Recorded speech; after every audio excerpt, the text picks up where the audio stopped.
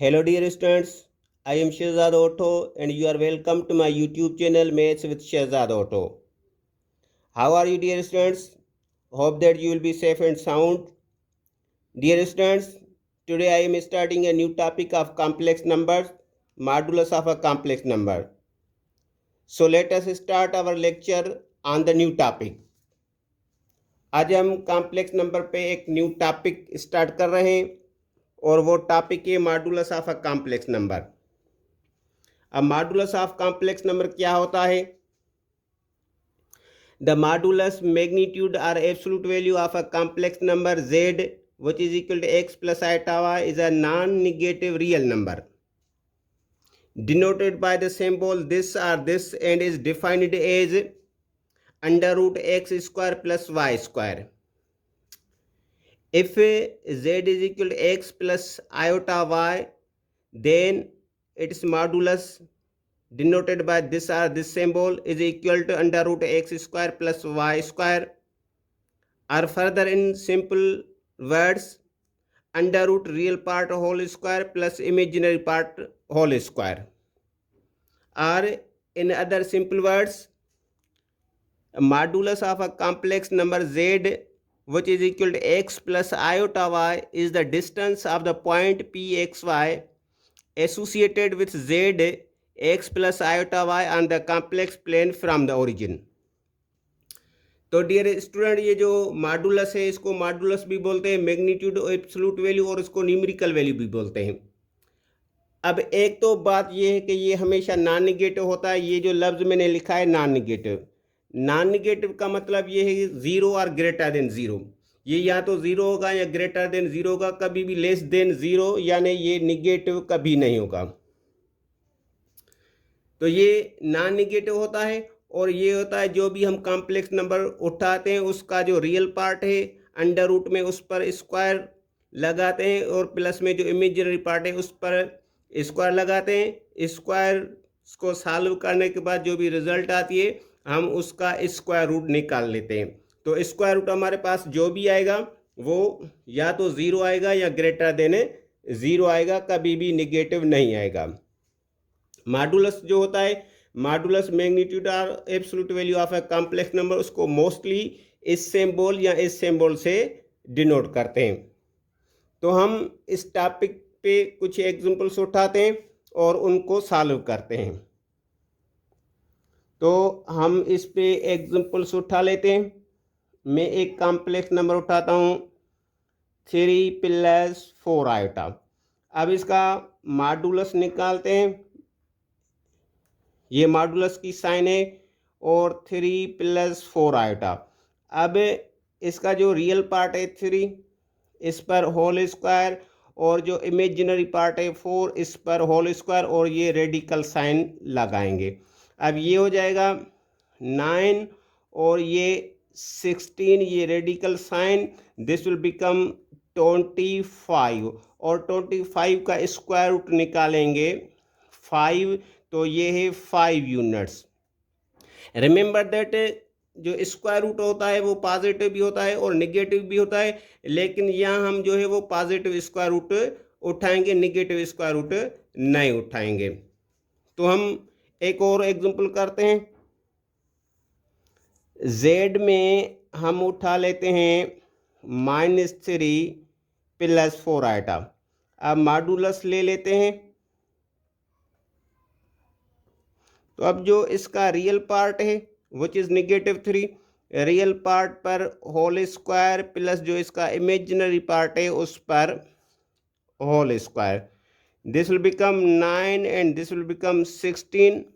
Now sum of 9 and 16 will be 25 and square root of 25 will be 5। क्योंकि ये जो है मॉडुलस है और ये डिस्टेंस है, तो इसको हम मेजर करते हैं यूनिट्स में, इस जगह हम यूनिट्स लिख लेंगे। कुछ और एग्जांपल्स उठा लेते हैं। हम z में उठाते हैं 7, और हम 7 को ऐसे लिखेंगे 7 + 0 आयोटा। अब मॉडुलस ले लेते हैं दोनों साइड्स का। तो ये जो है 7 7 पे होल स्क्वायर प्लस इसका इमेजिनरी पार्ट 0 है, 0 पे होल स्क्वायर, ये हो जाएगा 49 प्लस 0। अब इनका सम होगा 49 and then square root of 49 will be 7। हम इसको लिख लेंगे 7 यूनिट्स।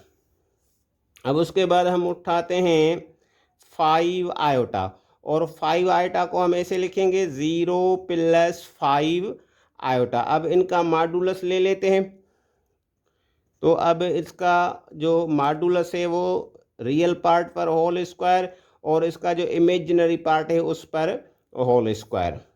तो ये 0 और ये 25, 0 प्लस 25, 25 और 25 का जो स्क्वायर रूट है वो हो जाएगा 5। इसको हम लिखेंगे 5 यूनिट्स। तो 4 एग्जाम्पल्स कर लिए हैं, 2 एग्जाम्पल और उठा लेते हैं। तो हम उठाते हैं जेड में, उठाते हैं 0। 0 को हम ऐसे लिखेंगे 0 प्लस 0 आयोटा। अब इसका मॉडुलस ले लेते हैं 0 प्लस 0 आयोटा, तो ये हो जाएगा 0 पे स्क्वायर प्लस 0 पे स्क्वायर, तो ये भी हो जाएगा 0 और 0, 0 plus 0 and square root of 0 is 0, 0 units. एक एक एग्जाम्पल और उठा लेता हूँ, जेड में उठा लेता हूँ -4 आयोटा, और हम इसको लिखेंगे 0 -4 आयोटा। अब एब्सोल्यूट वैल्यू ले लेते हैं,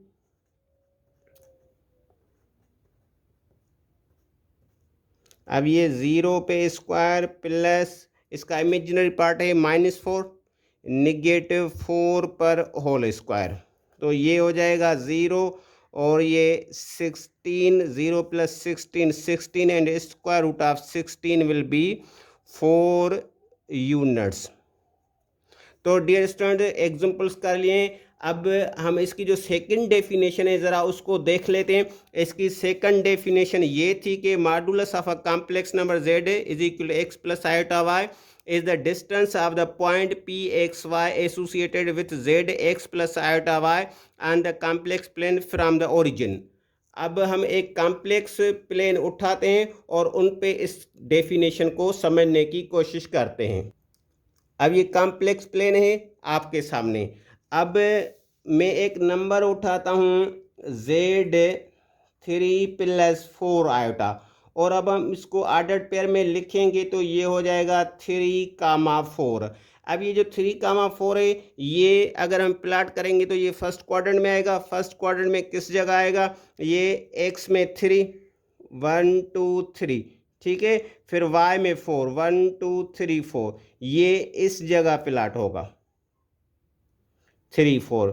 तो अब ये जो पॉइंट है, ये जो पॉइंट रिप्रेजेंट करती है इस कॉम्प्लेक्स नंबर को। इस पॉइंट का इस ओरिजिन से जो डिस्टेंस है वो ही मॉडुलस होता है। अगर हम इसका मॉडुलस निकालें तो ये 3 पे स्क्वायर और ये 4 पे स्क्वायर, तो ये 9 और ये 16, अब ये 25 और ये 5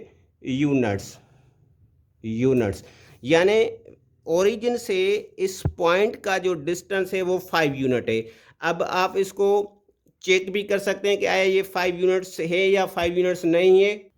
हम कंपास उठा लेते हैं और उस पर इसको चेक कर लेते हैं। अब इसको ऐसे चेक करेंगे, ये इसका ओरिजिन है और ये, ठीक है, ये पॉइंट है। अब इसको चेक करेंगे कि आया ये एक्चुअल में 5 यूनिट्स है या नहीं। तो आप इसको चेक करें कि ये बिल्कुल 5 यूनिट बन जाएगा, ये distance from origin to this complex number and it is 5 units. ठीक है डियर स्टूडेंट, अब हम एक और एग्जांपल उठा लेते हैं। हम उठाते हैं z में -3 प्लस 4 आयोटा। तो अब अगर इसका हम मॉडुलस निकालेंगे तो वो 9 प्लस 16 यानी ये 25 का जो है वो 5 यूनिट्स।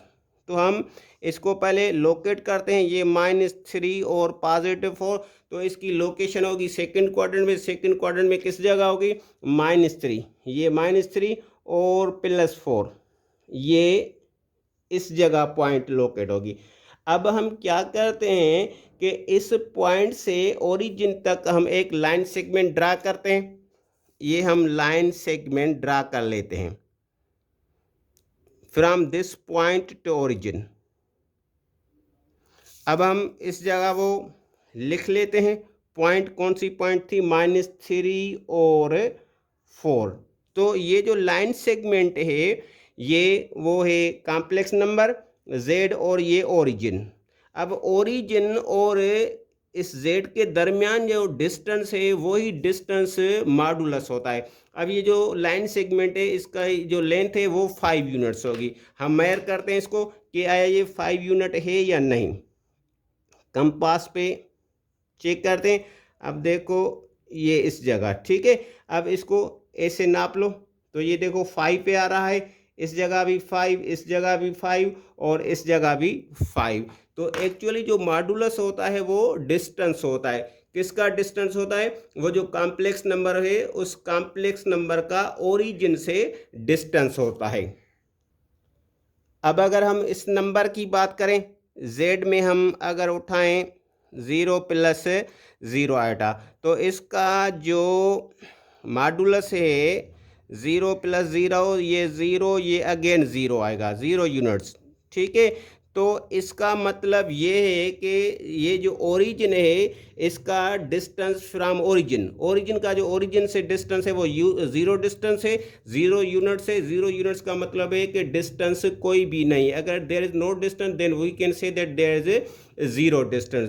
तो ये जो मैंने 3 एग्जांपल्स उठा लिए, आपने इसमें देखा कि डिस्टेंस या तो पॉजिटिव आ रहा था जो एब्सोल्यूट वैल्यू है, या मैग्नीट्यूड या मॉडुलस है, या तो वो पॉजिटिव आएगा या 0 आएगा, लेकिन कभी भी वो निगेटिव नहीं आएगा। निगेटिव क्यों नहीं आएगा? Because this is distance and distance can never be negative. Hope that this lecture will be helpful for you. If you like this lecture, share with your friends who need it, and if you are new to my channel, then subscribe it for more videos on mathematics. Thank you.